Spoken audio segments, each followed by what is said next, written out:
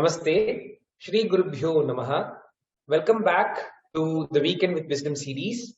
And in this series, we have been discussing glimpses from Vivekachoodamani. And to guide us, we have Swami Anukoolananda ji from Chinmaya Mission. Hari Om Swami ji, thank you so much for joining us. Let us begin this session with the prayer.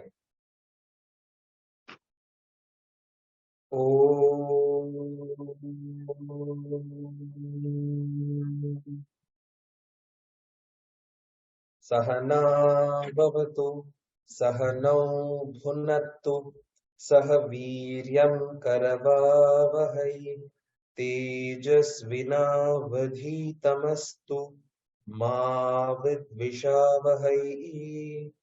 Om Shanti Shanti Shanti. Harihi Om Shri Gurubhyo Namaha. Harihi Om.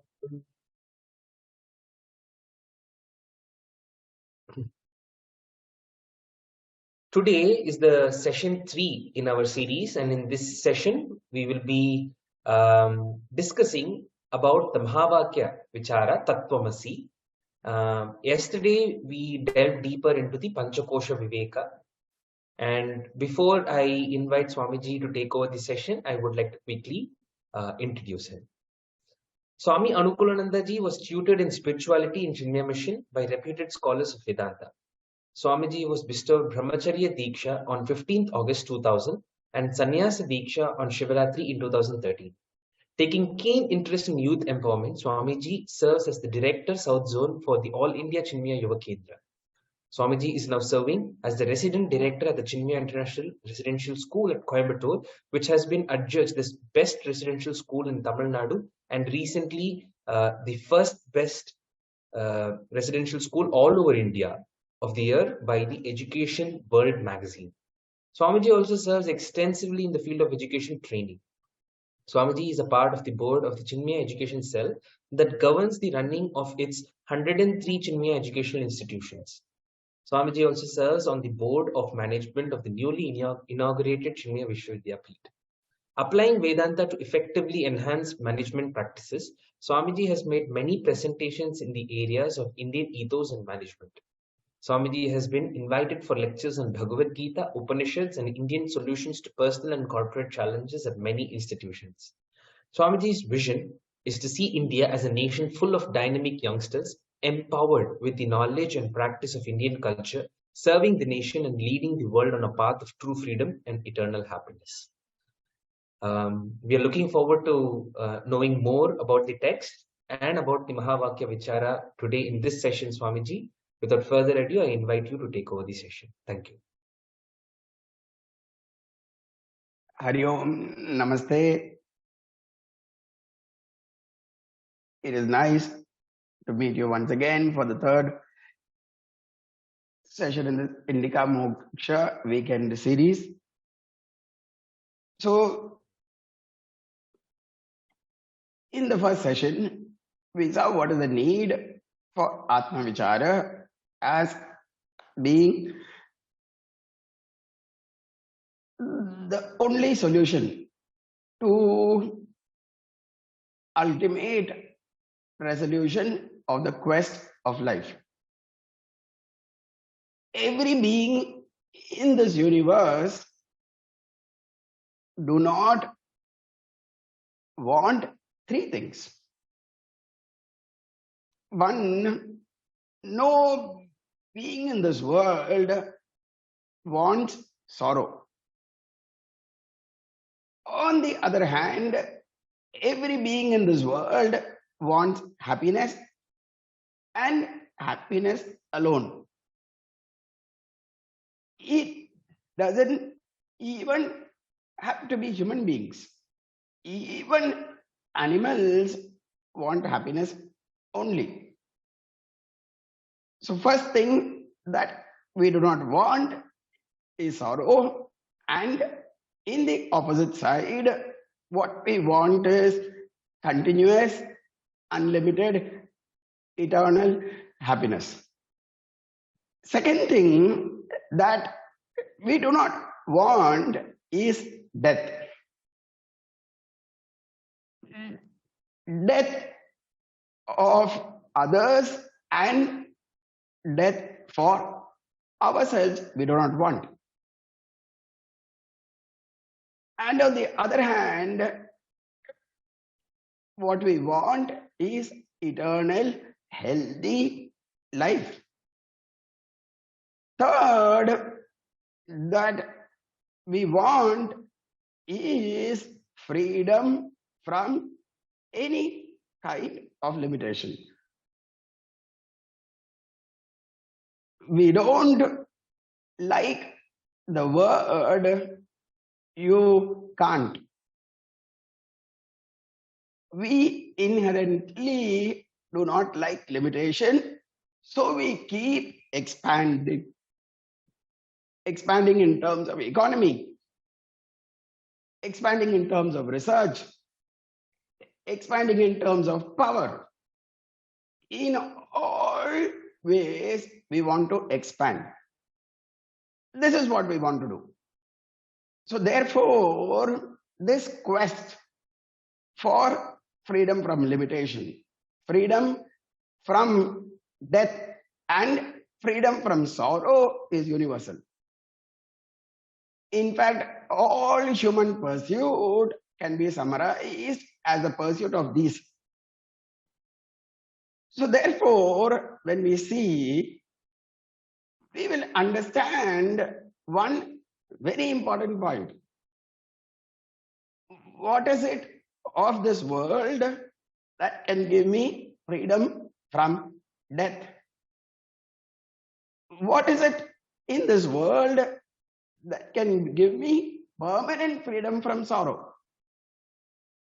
Is there something in this world that can break every kind of limitation from my life and experience? So the answer is an obvious no. Why? The limited can only give us the limited. That which has a destruction cannot give us indestructibility. That which does not have permanence cannot give me permanent happiness. So the Upanishads say, Bhuma vai sukham. Happiness is only from the infinite. Alpe na sukham asti. In the limited, there is no true happiness. So thus, if we want temporary thrills, and if we are satisfied by it, the world is good enough. But for one who is seeking the highest, for them, spirituality is not one of the choices. Spirituality is the only choice. So that student comes to the teacher, and the teacher gives the student the knowledge of how to realize that infinite. That infinite is called Atma, and that infinite is called Brahma, Brahman. So thus, realizing the Atma and realizing oneself as a Brahman, one becomes free from bondage, one becomes free from limitations, one becomes free from sorrow. Having attained this, Tarati Shokam Atmavit, the Upanishad says, having attained the truth, that person crosses over sorrow. Never again does that person become sorrowful. This is the experience of the masters as they have declared in the Vedas. So having attained the truth, the masters have directly documented their experiences, and that become the Vedas and the teachings they gave to their students. So therefore, this Atma Vichara is the only way for us to attain what we are ultimately seeking. So, having studied the Panchakosha Viveka, the teacher now is going to point out to the student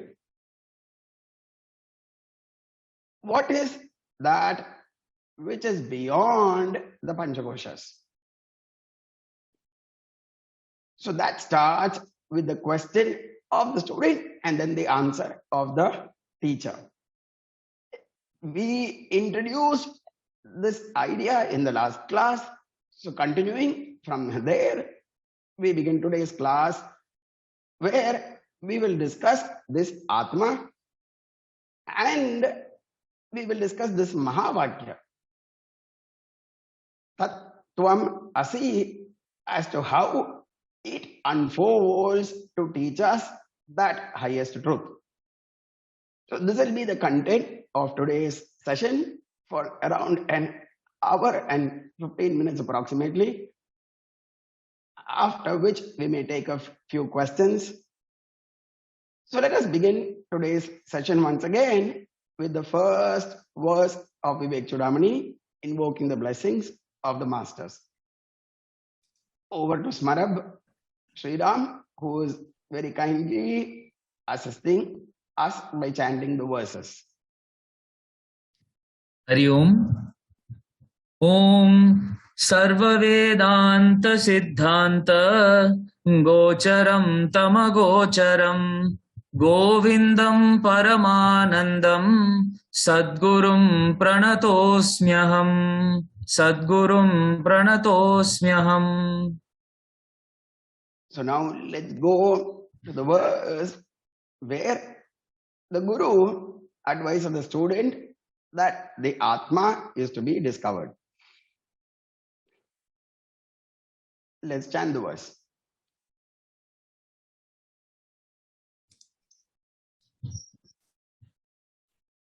Yoyamatma swayam jyotihi panchakosha vilakshanaha avasthatraya sakshi san nirvikaro niranjanaha sadanandassa vigneyaha swatmatvena vipaschita. So the Guru mentioned here that this Sadananda, this infinite bliss, has to be discovered. Vigneyaha. How should it be experienced? Not as the other, but it has to be experienced as one's own self. Swatmatvena. So Sadananda Vigneyaha Swatmatvena Vipaschita, by the people of great knowledge and intelligence. So which means that the seeker should put all effort in order to realize this absolute knowledge. This Atma, I am Atma, it is Swayam Jyoti. Swayam Jyoti, it is self-effulgent. The body is not self-effulgent. It does not have its own life. Life invested in it enlivens it. The mind functions only when consciousness enlivens it. But the Atma is consciousness by itself. The sun does not require another light to enlighten it. Sun is self-effulgent. So too, the Atma is consciousness itself. Therefore, it is Panchakosha Vilakshanaha. It is other than Vilakshana, different from the Panchakoshas. So yesterday we in detail saw the definition of the Panchakoshas and why each of the Panchakoshas are not the Atma. So too, another Viveka is called Avasthatraya Viveka. This Atma is Avasthatraya Sakshi, the witness of the three states: the waking state, the dream state, and the deep sleep state. I remember the waking state, I remember the dream state, I remember the deep sleep state. The waking person is not there in the dream. The dream person is not present in the deep sleep. Yet I know all the three, which means I was present as the Sakshi in all the three. So I am neither the waking ego, nor the dream ego, nor the deep sleep ego. I am one who is beyond. So that Atma I am, San Nirvikaraha. I have no modification. I don't change. I am eternal and I am pure. Why? To pollute something, we need a second object. To pollute the body or to pollute the cloth, we need something other than the cloth. But Atma is such that other than the Atma, other than Brahman, nothing exists. So this Brahman is pure and pure consciousness existence alone. So this has to be known, this has to be realized as yourself, is the instruction of the Guru. So, listening to this, the Shishya, after the Panchakosha, asked the question. So let's see that question now. मिथ्यात्वेन निषिद्धेषु कोशेष्वेषेषु पञ्चसु सर्वाभावं विना किञ्चित् न पश्याम्यत्र हे गुरो विज्ञेयं किमु वस्त्वस्ति स्वात्मनात्मविपश्चिता. Oh Guru, you said there is something other than the Panchakoshas. But for me, I can see only the Panchakoshas. And this Panchakosha has been rejected to be me one by one by one. They're all rejected. So what is it that is existing? Because other than abhava, sarva abhavam vina kinchit na pashyami. I do not see anything other than absence. It is here that some people consider the ultimate as shunya. Why? There is nothing which can be seen. The subject is not the object. So other than the subject, everything is shunya only. Subject alone exists. So therefore, he says, I don't see anything else except the Panchakosha. So the student does not conclude, oh Guru, there is nothing. Student asks the question to the Guru, what is it that needs to be realized? Please enlighten me. So answering the student's question, the Guru reveals the knowledge of the Atma. So let's read the next verse.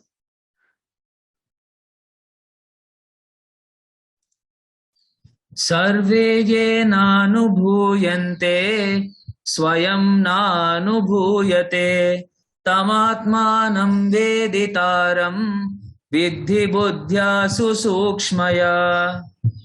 So he says that by which everything is experienced, but that which is not available as the object of experience, that truth, that Atmanam Veditaram,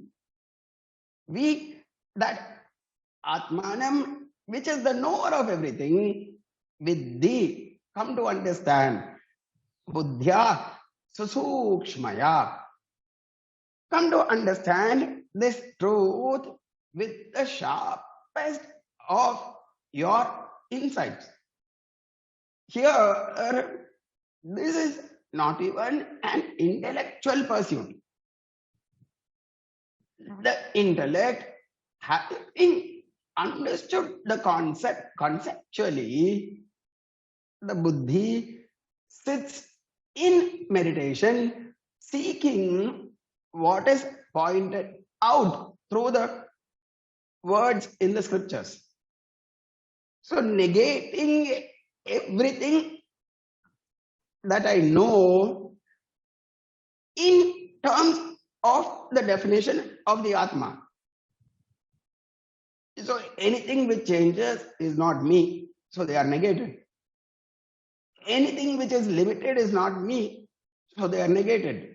Like that, in the seat of meditation, with very deep insight, the student moves from the known limited into the zone of that unlimited.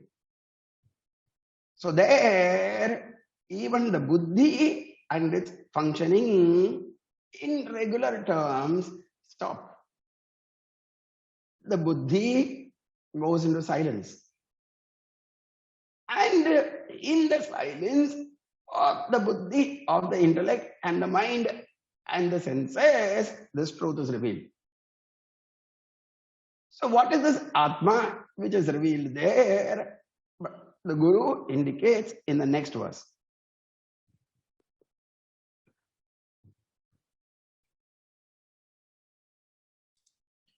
Jagrat swapna sushuptishu sputataram yosau samujrumbhate pratyagropataya sadahamahamithi antaspuranne tadha nanakara vikara bhagina iman pashyanna handhi mukhan nityananda chidatmana spuratitam Vidhi swametam hridi.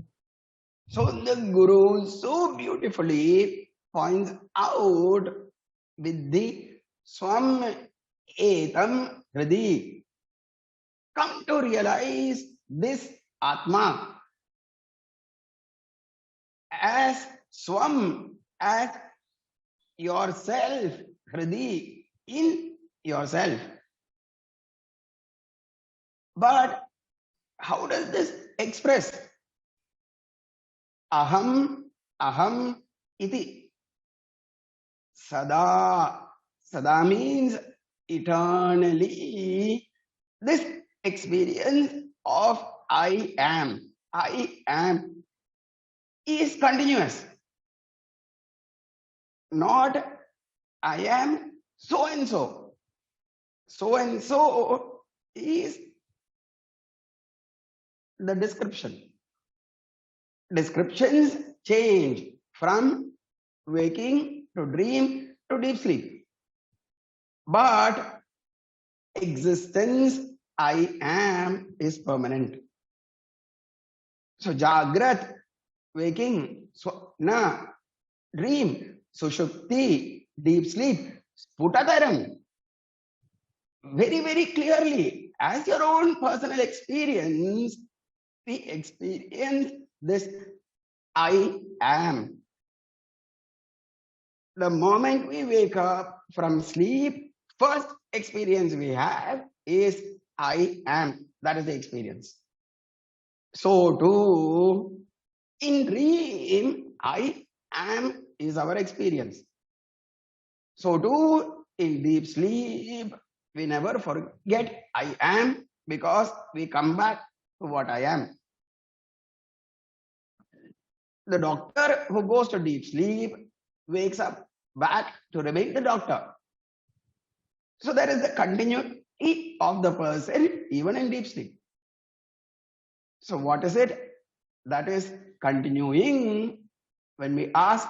It is this Atma Swarupa, which is Nityananda, and that Atma Swarupa is you. So therefore, discover this Atma, and this Atma is beyond the Panchakoshas. So realize this is the instruction by the Guru. How to realize this Atma? How can I know this? This is the question which the Guru is going to answer in the next few verses. So let us see. With beautiful examples, let us take this particular verse. Gatodake. Gatodake bimbitamarka bimbam alokya mudo ravimeva manyate tata chidabhasamupadi samstam Brantya ahamityeva jadobhimanyate. This is verse number 218. 218. So here the Guru says with such a beautiful example. He says there is the ghata. Ghata means pot. Ghata udake. Udaka means water. So in a pot there is water. And then in that water there is arka bimbam. Bimbam, reflection. Reflection of the sun. Arka means sun. Ghata udake bimbitam arka bimbam. So there is a reflection of the sun in the water of the pot. This is the scenario. So, alokya, someone sees this reflection of the water, reflection of the sun in the water. So having seen the reflection of the sun in the water, the person imagines that this is the sun. Isn't that person really foolish? So such people who are dull-witted imagine the reflection of the sun to be the real sun. But the intelligent are ones who shift their attention away from the pot, shift their attention away from the water, shift their attention away from the reflected light, turn their gaze above in order to see the real sun. This is the example which is so beautifully presented to give us the understanding of the entire teaching.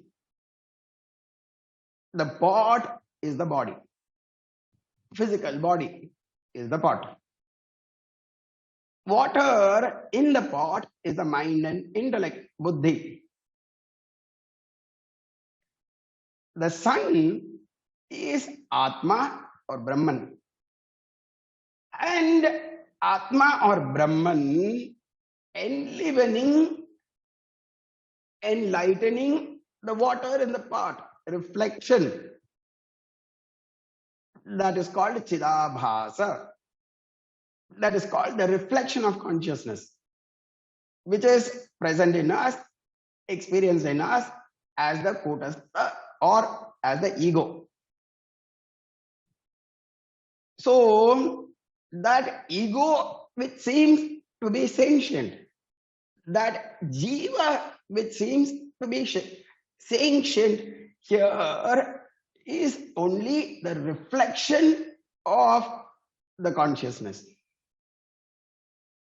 How can the reflection of consciousness be the same as the consciousness itself? How can the reflection of the sun be the same as the sun? Yet the dull-witted ones imagine the reflection to be the sun. So too, the dull-witted imagine the life here, which is a limited reflection, to be the absolute Atma. So the Guru here also guides us as to how to realize the truth. Disengage yourself from the fascination, from the engagement of the body, from the entanglements of the mind and confusions of the intellect. Turn your gaze above the ego identity and look beyond to where the Guru is pointing. The Shastra is pointing to that. Once we turn the gaze, the sun is always present. The reflection here itself is because of the sun. So therefore, the sun is always present. But I did not see it. So following the indicators which the Shastras and which the Guru is giving us, we need to follow that path. And then the sun which has been always evident becomes revealed to us. So tatha chidabhasam upadi samstam. Chit is consciousness. Abhasam means reflection. Tata, in the same way, the reflected consciousness, which is enlivening the upadi, it is present in the upadi. Upadi means those instruments. Body, mind, intellect, etc. So that reflected consciousness, which is present in these jada instruments, Prantya ahamityeva jadaha abhimanyate. Bhrantya, by confusion, by delusion, by false understanding, the dull-witted people take that to be I. So therefore, from the reflected I, let us go to the real I, which is the absolute consciousness. So what is that absolute consciousness? That let us see in the next verse, verse number 225, the pointers are given. So it says, Satyam Jnanamanantam Brahma Vishuddham Param Swatas Siddham Nityanandaikarasam Pratyag Abhinnam Nirantaram Jayati. It says, this is Satyam Jnanam Anantam Brahma.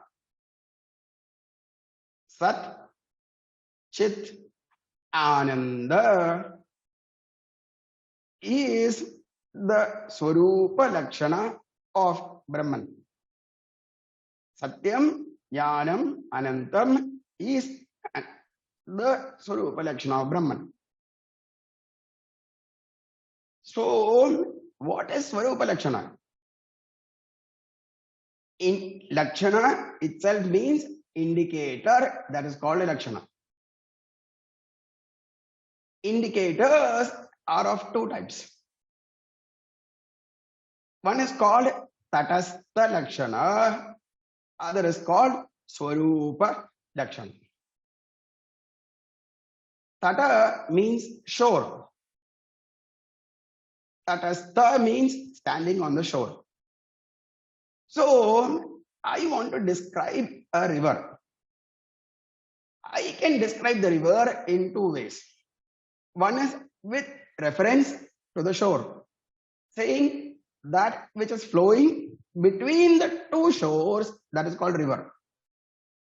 So the definition is in terms of the shores, that's called tatastha. Swarupa is, what is a river? River is the flow of a huge amount of water. Jalarashi pravaha nadi. The pravaha, the flow of collection of water is called river. So here I have not referred to the shores, but I have indicated the river directly. So it is called Swarupa Lakshana. If it doesn't flow, it's not a river. If it is not water, it is not a river. So therefore, directly it is indicated. So too, the Atma is indicated in two ways. One is Tatastha, saying it is other than the Panchakoshas. It is other than the three bodies. Shariratraya Viveka. It is not the object, it is the subject. So these are all Tatastha Lakshana. But then what is it? It is Satyam, Jnanam, Anantam. That is called Swarupa Lakshana. So what is its meaning? Satyam, the definition we saw yesterday as well, but we will repeat it today. Trikaleshu abhavat tishtati iti sat. We know Satyam to be truth. What is truth? Even in common parlance, truth is something which should not change. I said one thing to one person, I said the same thing differently to another person. So which means it has become lies. Truth has to be the same to everyone. Truth has to be the same at all points of time. This is my father, example. In the past also the same person is my father, present also the same person is my father, biological father, future also same person will be the biological father. Satyam. Relatively. Next birth, somebody else. But Satyam is that which does not change in the three periods of time. Satyam. Whatever is a part of the world changes. Vichara swabhavaha. Whatever is in the world changes. The Atma is nirvikari. Doesn't change. So therefore it is called Satyam. So what is the Satyam? It is Sat. Sat means existence. What is it that provides existence to everything? The table exists, the chair exists, the animal exists, the body exists. What is it that provides existence to everything? That is Sat. That which supports the entire existence of the entire universe. And something interesting is, even when the table ceases to exist, existence doesn't stop. Existence of the table may stop, but existence always remains. For example, the table is occupying some space. When the table is removed, it is not that the space of the table is also removed. No, space is always remaining. In the space, the table came, and from the space, table was removed. Space was always there. Space is there. Space will be there. So too, existence principle is always there. Some things come into existence, exist in existence, and go out of existence. The forms come, the forms go. The principle of existence remains. That is Brahman. So this is called indicator. By this definition, if you ask me, what is this? The teacher can only say, this is the indicator, walk the path, you will experience. No, Swamiji, give me direct experience. Let us say you are a person who's never eaten anything sweet. Let us say, and I am trying to explain to you what is sugar. Is it possible? Words can never give you the experience of sweetness. If you have to experience sweetness, you have to take sugar, put it into your mouth, and then say, this is sweetness. So therefore, this is the experience that one needs to get. So too, the truth is Satyam. The truth is existence. Second, the truth is pointed out as Jnanam. In other words, it's called Chit in Sat Chit Ananda. Chit means consciousness. What is it? In whose presence we are able to be conscious of everything. We say, I know all the time. I know this, I know that, because we are conscious.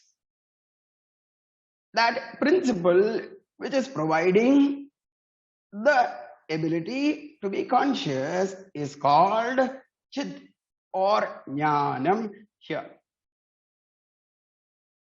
The expression of life, the expression of the Atma in terms of being conscious, the enlivening principle that is called Chit, that is called Jnanam. By the touch of consciousness, the mind becomes conscious. By the touch of consciousness, the intellect becomes conscious. So that is this Chit. Sometimes we say, I don't know.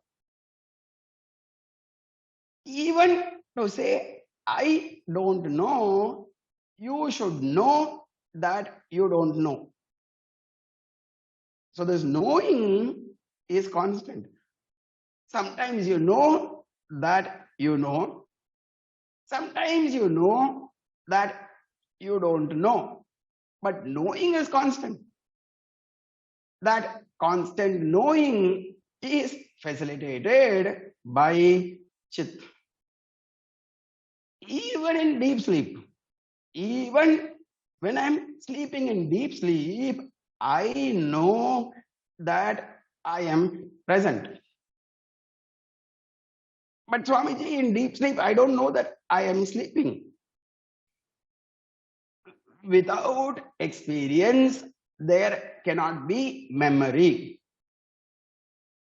If you have not gone to Uruguay, you will not have memory of going to Uruguay. So too, if you don't have the experience of deep sleep, then you would not have had the memory of having slept well. Think about it. So even in deep sleep, when you are not conscious of anything else, you are conscious that you are there and you're not experiencing anything else. So therefore you said, I slept so deeply that I did not know anything. So that's great. But you knew that you did not know anything. So you were there. So that consciousness is permanent. Satyam, Jnanam, and it is Anantam, endless. When it is endless, Anadi is also implied. So it is beyond time. It is beyond the concept of any kind of limitation. So it is not Vastu Tantra, it is not an object. Anything with limited, anything of this creation has Antam in terms of space, in terms of time, in terms of objects. It has Antam. But this Atma, this Brahman, is that which is beyond. So therefore, turn your attention away from the limited and the unlimited, which is obviously present, will be revealed to our understanding. It is Brahma. Brahma means Brihatvat Brahma. Being great, being big, it is called Brahma. So why being big? Because if we say it is something, we will constrict that to the idea of something. Now the word given is big. You imagine how big. And when the adjective big itself is given as the noun, name of Atma, the adjective has no limitation. For example, flower can be beautiful or not beautiful. Or it can be so beautiful, that's all. But the word beauty has no end. The adjective big has no end. It is endless. So therefore it is called Brahma. So Brahman being endless is called Brahma because it is big endlessly. It is Vishuddham. That Brahma is pure. It is Param. Param means it is supreme. And it is Svatasiddham. It is always present by itself. It is not Paratantra. It is not dependent on anything else for its existence. The body is dependent on life for its existence. But the Atma, being the substratum, is not dependent on anything. It is Nitya Ananda Ekarasam. It is that which is eternal bliss. Why? Because it has no limitation. So that which has no limitation has no sorrow. It is complete fulfillment. It is Ekarasam. It is Eka. It is of the essence of that one. And it is pure bliss. It is Pratyag Bhinnam Nirantaram Jayati. It is that which is inside and it eternally succeeds. These are the pointers which are given. So what am I supposed to do? The journey is not outside, the journey is within. Map is given. So to sit in the seat of meditation and to take flights of contemplation, to seek and to discover what is it that is indicated through these words, that is contemplation or nididhyasana.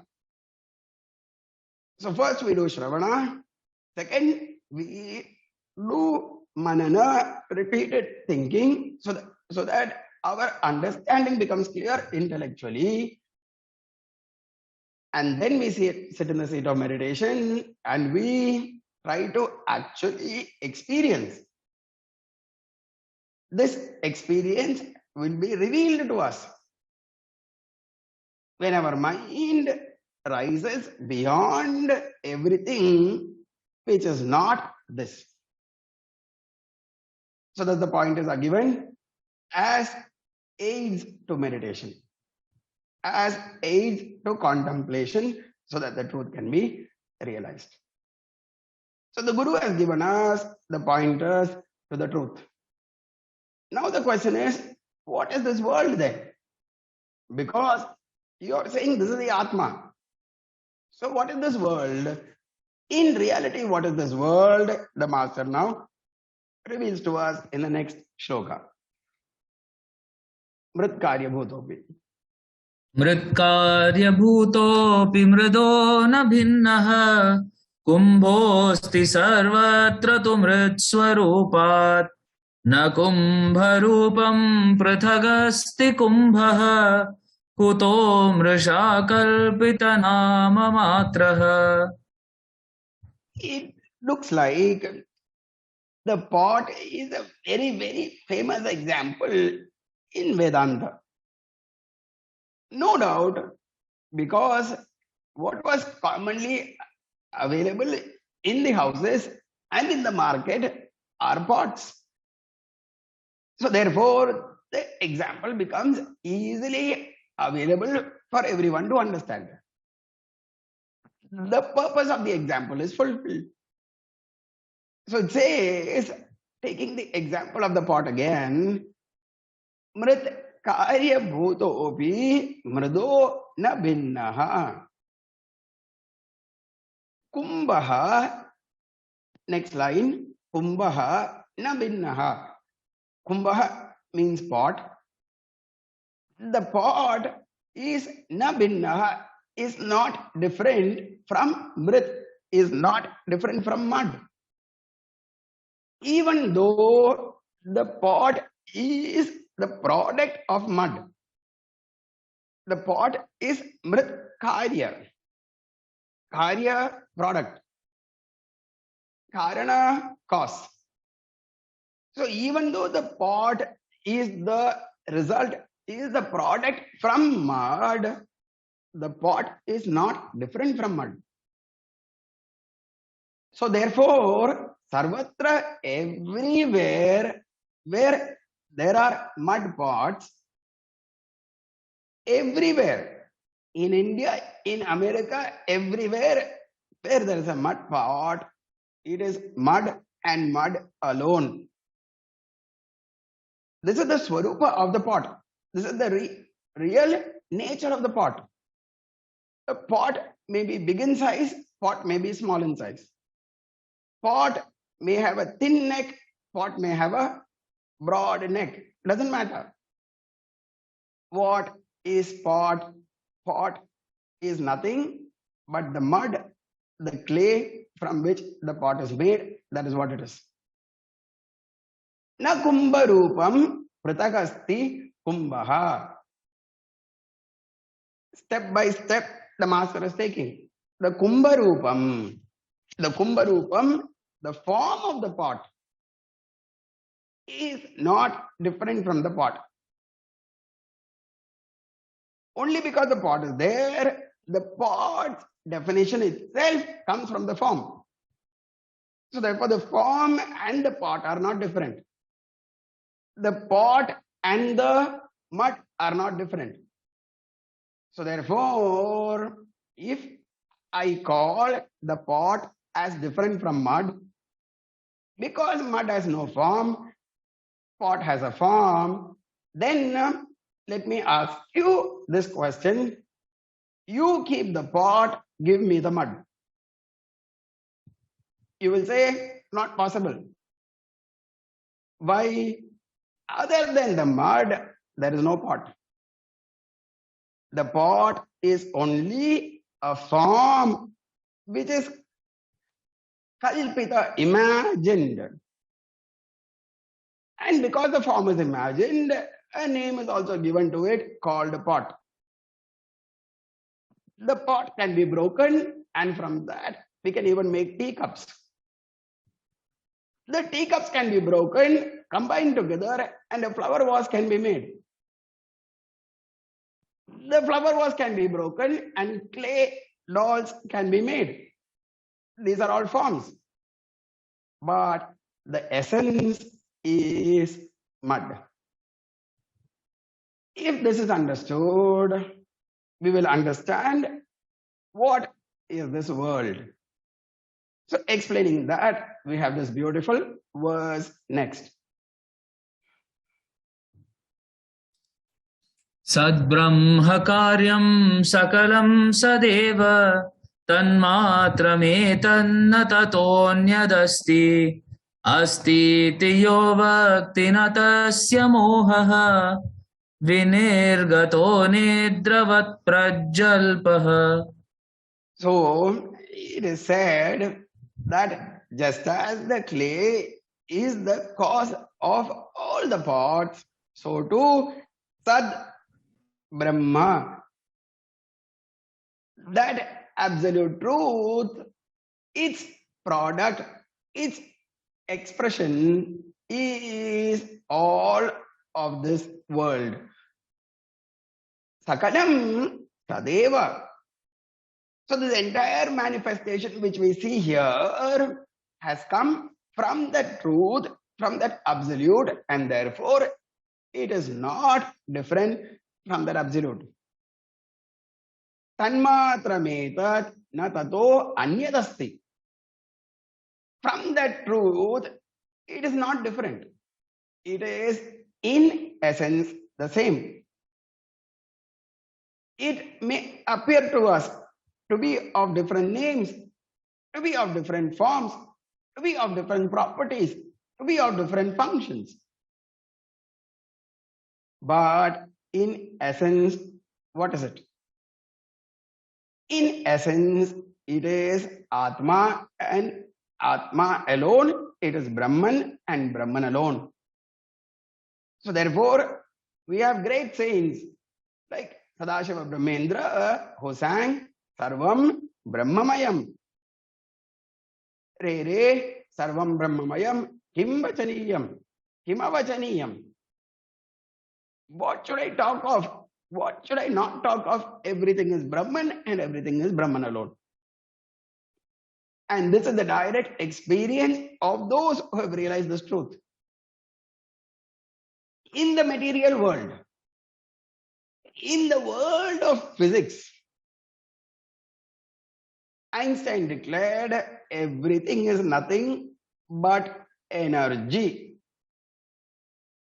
And everything substratum is energy only.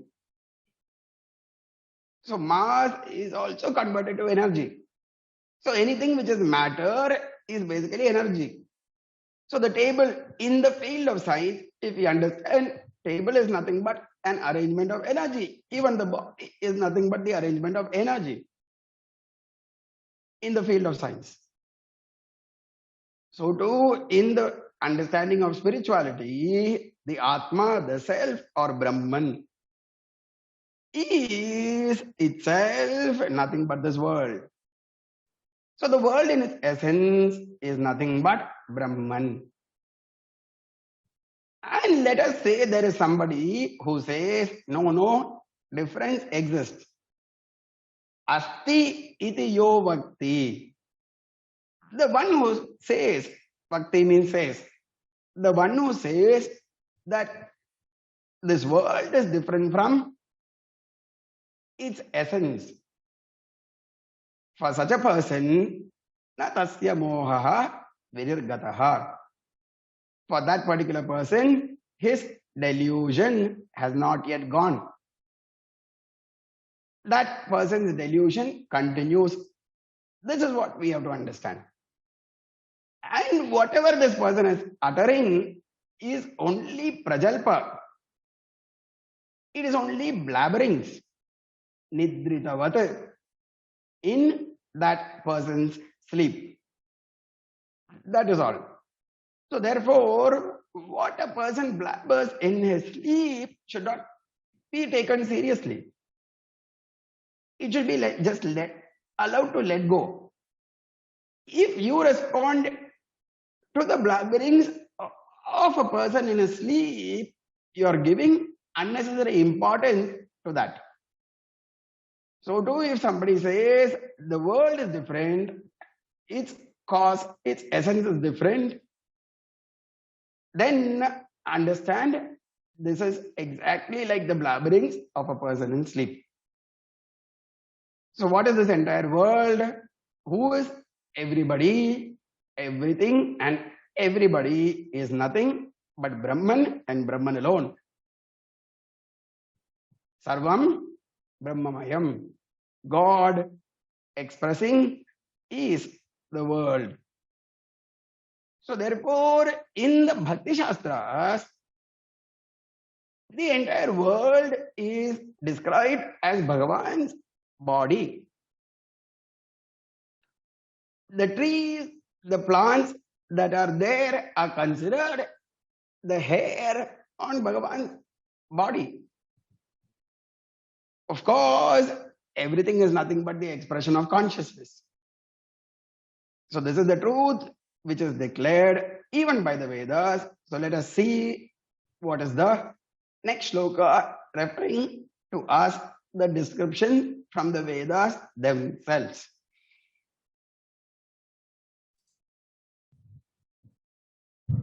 ब्रह्मैवेदं विश्वमित्येव वाणी श्रौति ब्रूतेऽथर्वनिष्ठा वरिष्ठा तस्मादेतद्ब्रह्ममात्रं हि विश्वं नाधिष्ठानाद्भिन्नतारोऽपि तस्य.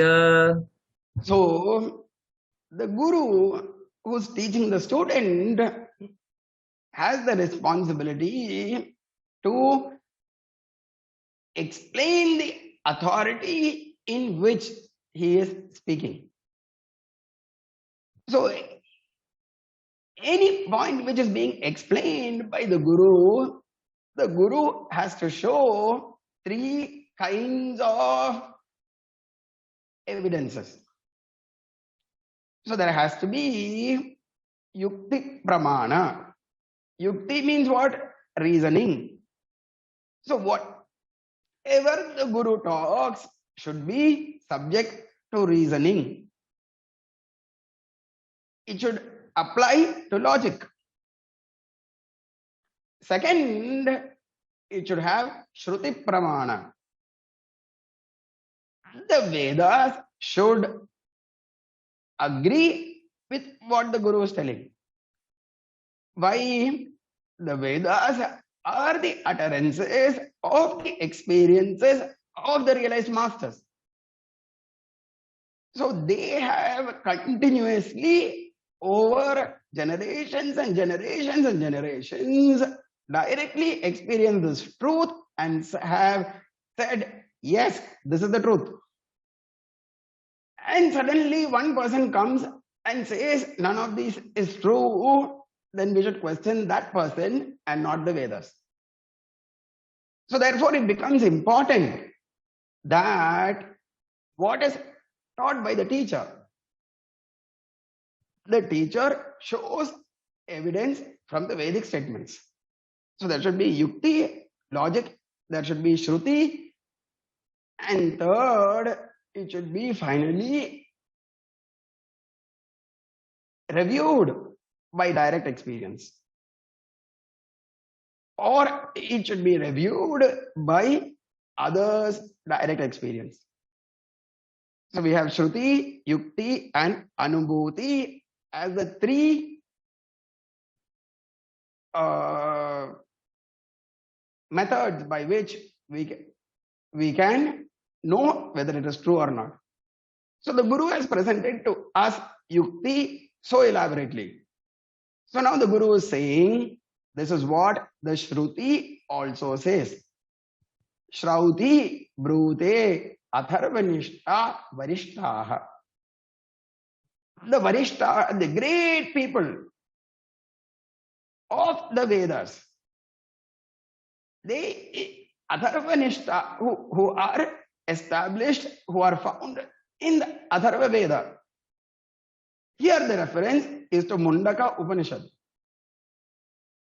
So in the Mundaka Upanishad, those masters have declared exactly this.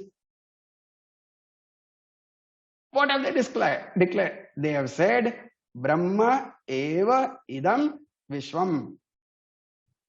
This Vishwam, this entire universe, this entire creation is Brahman and Brahman alone. Brahma eva.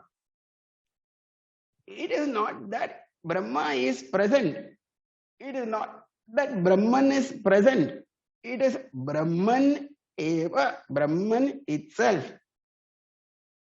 Idam Vishwam, this entire universe is nothing but Brahman and Brahman alone, and this is directly declared by the Vedas. In the Mundaka Upanishad, in the Atharva Veda, this is very clearly seen.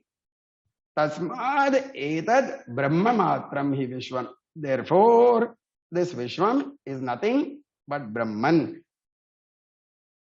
And then he gives another beautiful logic principle. He says, Na adhishtanad bhinnam aropitasya.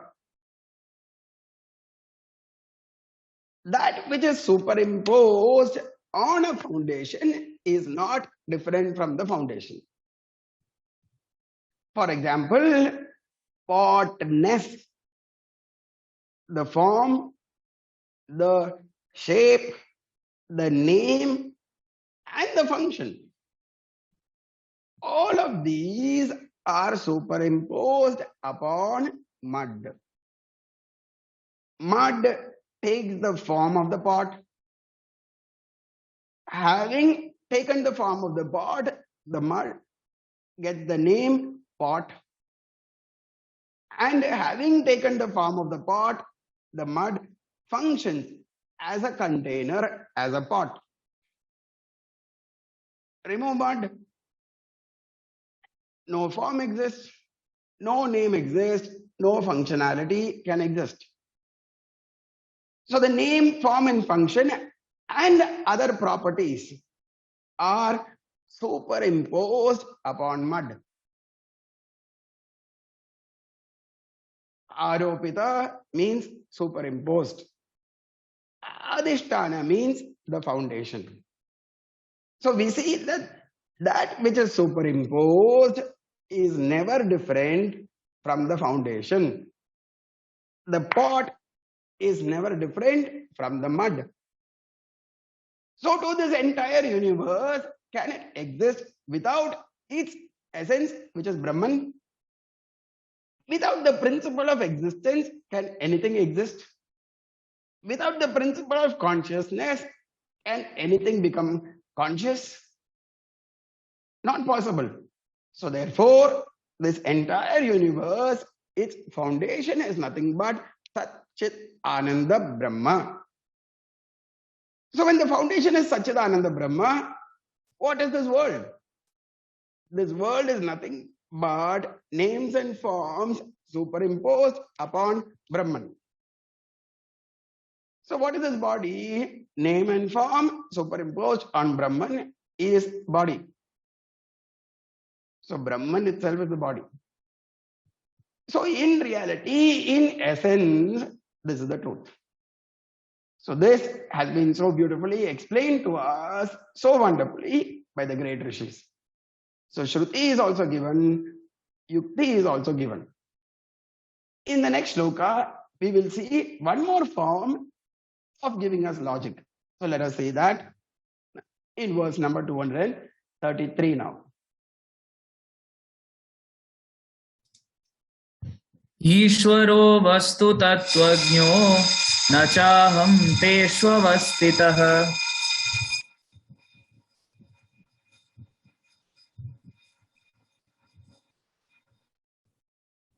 ईश्वरो वस्तु तत्त्वज्ञो न चाहं तेष्वस्थितः न च मत्स्थानि भूतानि इत्येवमेव व्यचीकृपत्. So This reference is given to us from the Bhagavad Gita. So, Ishvaraha Tattvajnaha. Ishvara, who is the knower of the truth. In the Bhagavad Gita, it is Sri Krishna himself who is the great teacher. So, he says in the 9th chapter of the Bhagavad Gita, he says, Nachaham teshu avastitaha nacha matstani bhutani. So he says, actually in the earlier verse, Bhagavan says, they are in me. And these two statements, he says, Nachaham teshu avastitaha. Nacha aham, I, teshu, in them, am present. So Bhagavan says, I am not present in them. And Bhagavan says, Nacha matstani bhutani. They are not present in me. So the statements are these two. I am not present in them and they are not present in me. These are the statements. So Bhagavan says, I am not present in the creation. The creation is not present in me. How can this be? Just now it is said, Brahma eva idam vishwam. How can you say Bhagavan is not present in the universe? It is perfectly right. Why? Because if something has to be present in something, there has to be two things. For example, in the glass, there is water. So water must be different, glass must be different. But can you say the glass is in the glass? Can you say the water is in the water? When there is only one, we cannot say one is in the other, because there is no other. So Bhagavan in the Bhagavad Gita also says, I am not in them, they are not in me, because I alone am everything. So this is explained so beautifully. So reference is given to us from the Upanishads. Reference is given to us from the Bhagavad Gita, which is a Smriti Grantha. So therefore Shruti declares it, Smriti declares it, and this is declared directly from Bhagavan himself. What more evidence do we need for this knowledge? Sarvam Brahmam Eva. Brahmam Eva Idam Vishwam. This is the absolute truth that needs to be understood by all of us. Following this, one more logic is given. So let us now see that logic.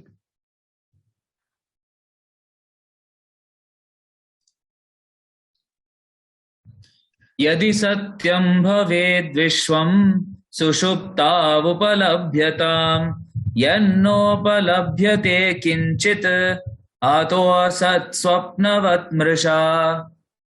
So it says, this is called argument by contradiction. So let us say that a particular situation is true. If that situation is true, then its implication also has to be true. And if the implication is not true, then the situation is not true. This is called argument by contradiction. So let us say that this world is true. Let us say these names and forms are absolutely true. Because Satyam is that which is present in all three periods of time.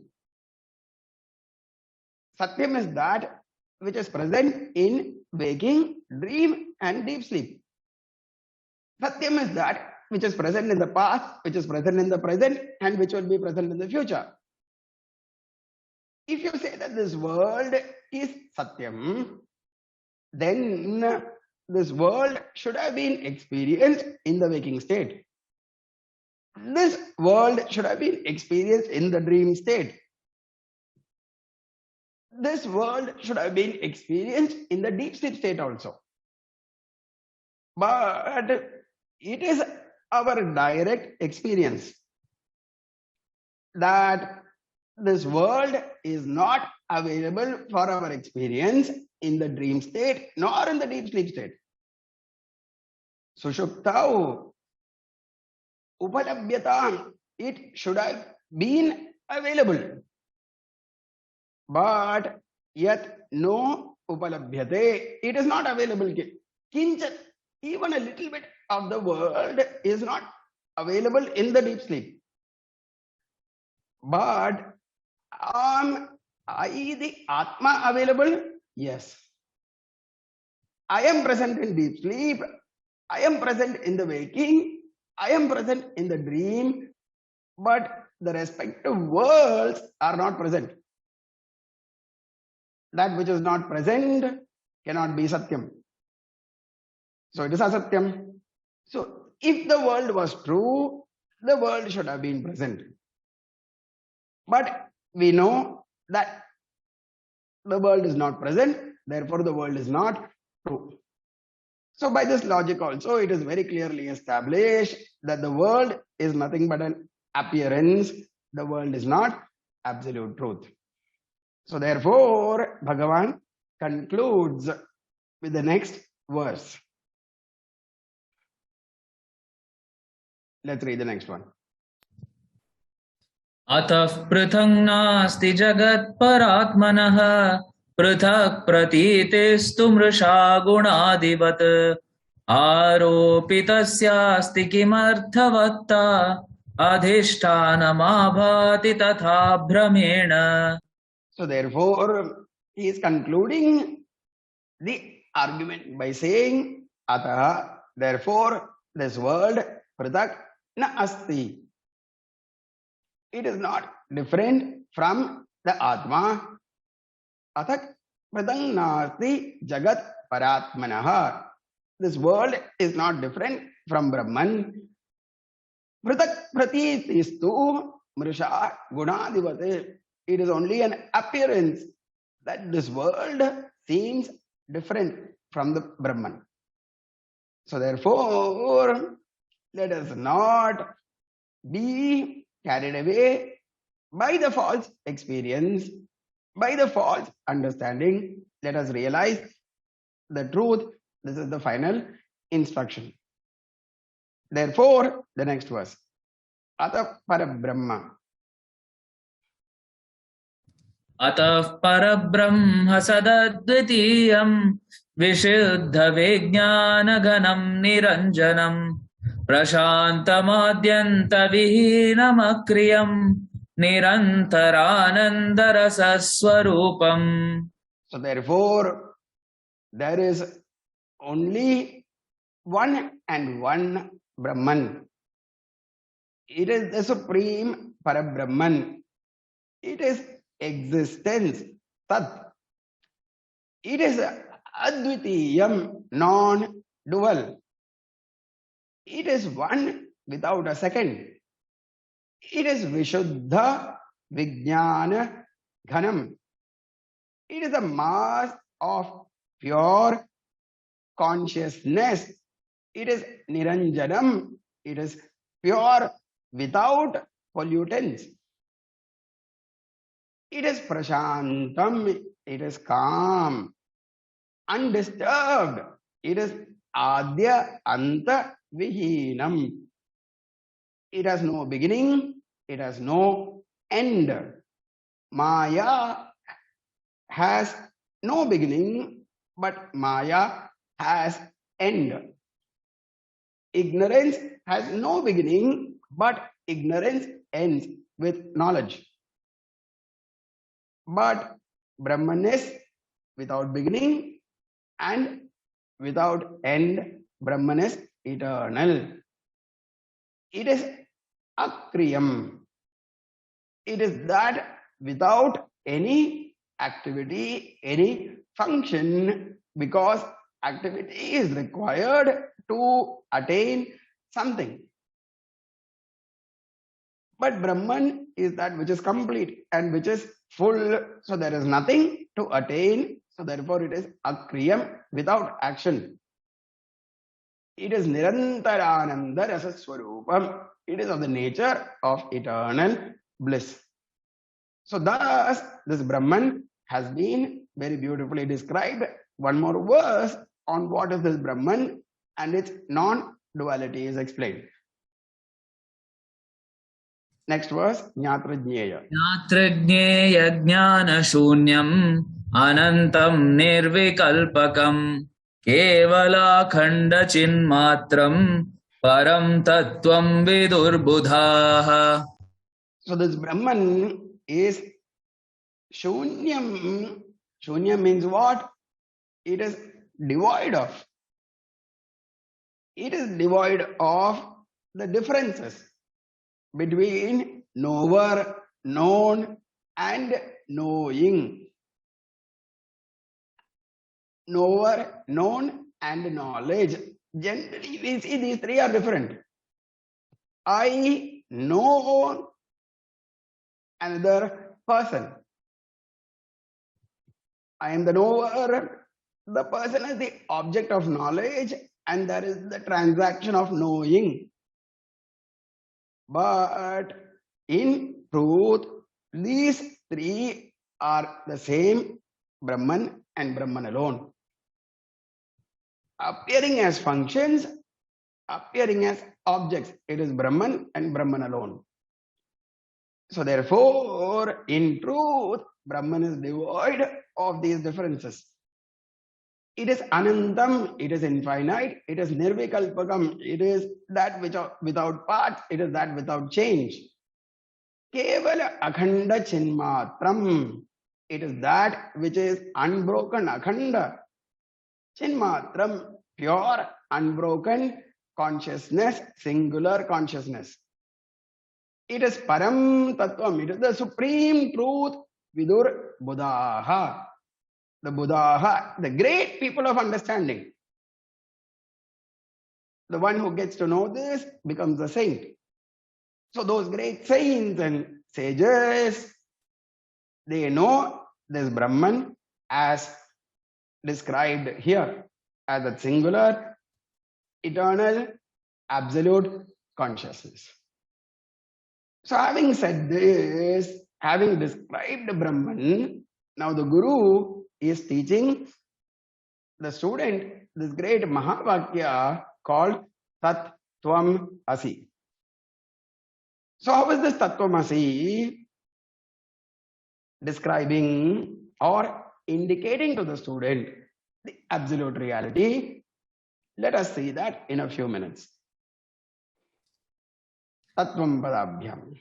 Tattvam padabhyam abhidhiyamanayoh brahmatmano shodhitayoryaditham Shrutya tattvamasiti samyak ekatvameva pratipadyate muhu. So it is said, let us take the third line, Shrutya tayoho tattvamasiti samyak ekatvameva pratipadyate muhu. In the Mahavakya called Tvam Asi, there are two things, so to say, indicated. Tat means that. That means that which is supreme. Then we have the word Tvam. So Tat is that, Tvam is you. So we have that Tat and you Tvam. Asi means R-A-R-E. You are that, or that you are. This is the Mahavakya. You are that absolute Brahman. So that which reveals to us this oneness of the Atma and Brahman is called Mahavakya. The famous Mahavakya is Tattvamasi. But the definition of Tat, as we generally know it, is Ishvara. The definition of me, as I know myself, is this individual. That is total. I am individual. So how can the total and the individual be the same? It is not possible. So therefore, the question comes, how can Tattvamasi mean this Aikyam, this oneness? So therefore, the Guru tells here, the oneness of these two statements is to be understood in terms of how it is declared in the Vedas. So therefore, enquiry needs to be done.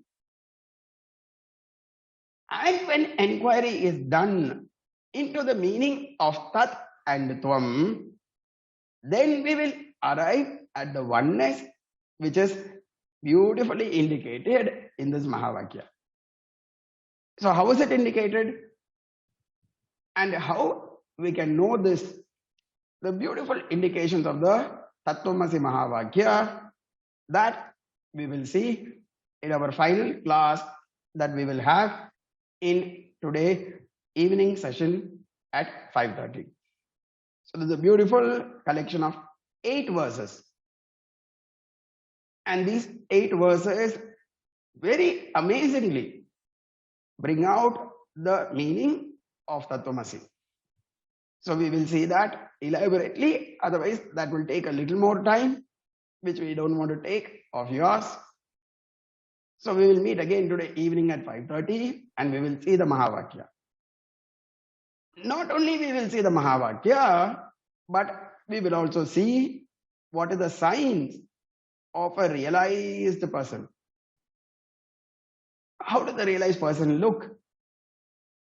How does the realized person perceive the world? What are the signs of a realized person?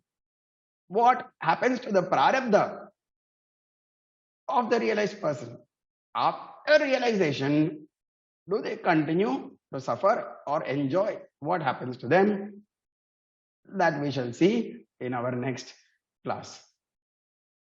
So we'll close right now and over to Hari to take over. Thank you, Swamiji. Requesting the seekers to kindly post your questions in the chat box. We have one question. Everything is Brahman, the entire creation. But what is the purpose of creating this illusion of duality? Fine. So here the answer was described yesterday. First of all, this question is invalid. Why? Because there is no duality. So therefore, why is this duality created? Itself is a wrong question. However, it is important for us to answer it from our standpoint. So once we know it is the absolute reality, after after that, duality only becomes variety. So after that, duality does not create any problem. As the saints and sages, do you have a problem with this world? They will say, we have no problem. In fact, we are enjoying Brahman in all the forms. Imagine if you have to eat the same food every day, have varieties of food. Variety is the beauty of expression of Brahman. When you do not know that everything is Brahman, variety is a problem. But once you have realized the oneness, then variety is beauty. So the problem is not the creation of illusion. Problem is I have not realized this oneness. So once you realize this oneness, you will enjoy the creation and you will enjoy the absolute as well. So that is the whole answer to the question. Isn't it true that when you know to paint, you will want to paint variety? Would you want to paint only one painting? You can paint. And when you're not bound to that painting, it is your freedom to paint. You want to paint, you can paint. You don't want to paint, you don't paint. So that's your freedom. If we say that you should not paint, that is the problem. So too, Bhagavan expresses as this variety. And the expression is Ananda only. But being deluded, we unnecessarily create dukkha.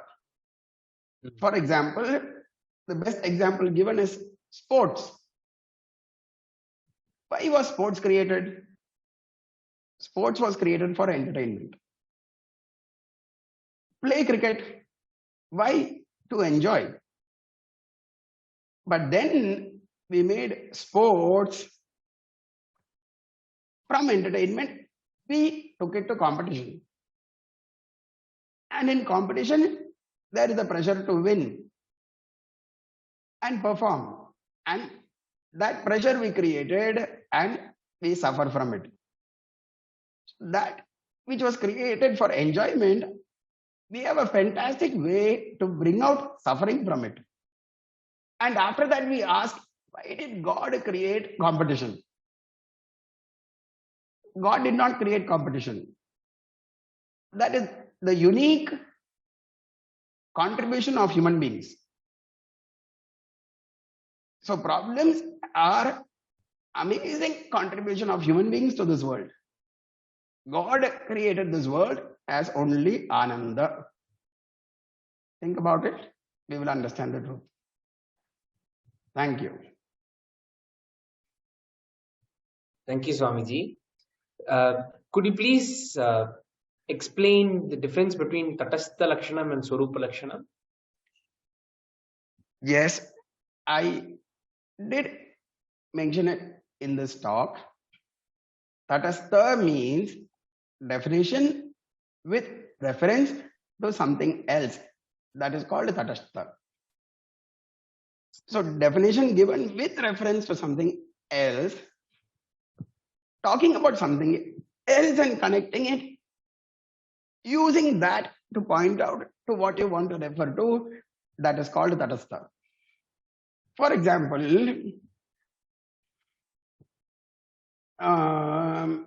we want to refer, let us say, to Narendra Modi ji. So we can refer to him as a human being, as a person directly. But we can refer to him as Prime Minister of India.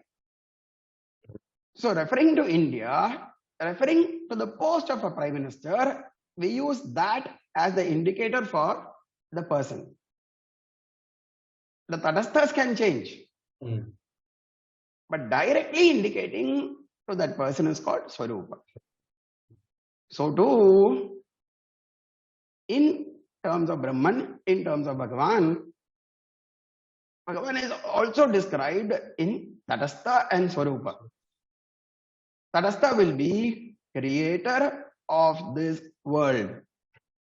So the world, the creation is taken as the reference and said the creator of this is called Brahman. So referring to the creation, we are defining the creator. But there are times when the creation doesn't exist. So then, doesn't Brahman exist? Brahman exists. So what is Brahman in reality? In reference to the creation, Brahman is the creator. Take away that reference. Who is this creator? That is the Swarupa Lakshana, which is Sat Chit Ananda. So the Swarupa Lakshana, which is Satchidananda, Tatastha Lakshana is creator of the world. So this is the definition. Thank you, Swamiji. We don't have any more questions as of now. So we can conclude and meet again at 5:30 to for the concluding session of this series. Fine. Thank you. Thank you, Swamiji. Om Shanti Shanti Shanti Hari Om Shri Gurubhyo Namaha Hari Om